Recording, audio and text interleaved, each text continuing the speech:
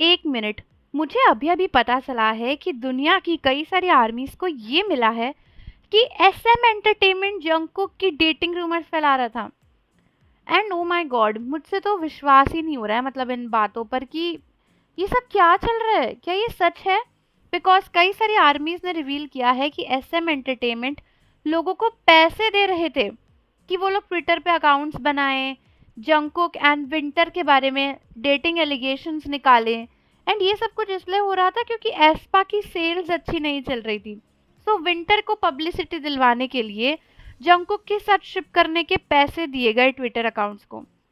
And such बताऊं तो मुझे एक बार को ये इतना सरप्राइजिंग नहीं लगा, बिकॉज एंटरटेनमेंट एजेंसीज अपनी सेल्स और पैसे के लिए कुछ भी कर सकती हैं, ये तो मुझे पता ही था।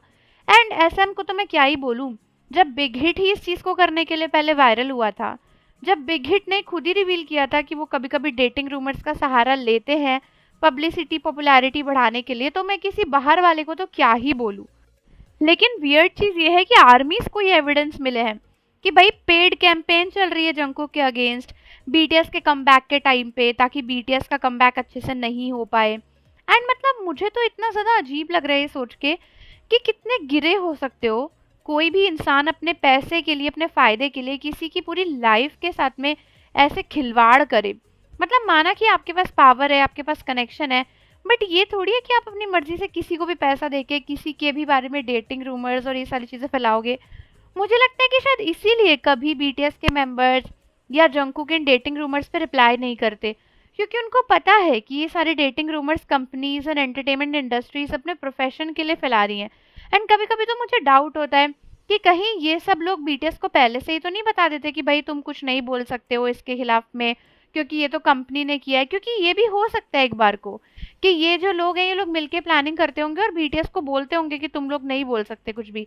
क्योंकि मैं जिन बीटीएस को जानती हूँ वो हर एक गलत चीज़ के खिलाफ आवाज़ उठाते हैं। ग्रैमीज जैसी चीज़ के खिलाफ जिन्होंने आवाज़ उठाई, वो एक छोटी सी पिद्दी डेटिंग रूमर के खिलाफ क्यों ही नहीं आवाज़ उठाएंगे? उनका क्या ही जा रहा है मना करने में, एक पोस्ट लग रही है बस। लेकिन फिर भी बीटीएस नहीं कर पाते, क्योंकि मुझे लगता है ये लोग अपने प्रेशर से बीटीएस की आवाज़ को दबाने की कोशिश करते हैं। एंड शायद बीटीएस भी नहीं आवाज़ उठा पाते होंगे कुछ रूल्स वगैरह के हिसाब से। बिकॉज तुम सोचो कि आर्मीज को कितने लोग मिले हैं जो एक्टिवली फेक अकाउंट्स बना के विनकुक की डेटिंग रूमर वायरल कर रहे हैं। एंड इन लोगों ने अपने अकाउंट्स को डीएक्टिवेट भी कर दिया है। बट सवाल ये है कि अब क्या करेंगे ये लोग? फिर से ऐसे अकाउंट्स बना के बीटीएस की फेक रूमर्स लेकर आएंगे?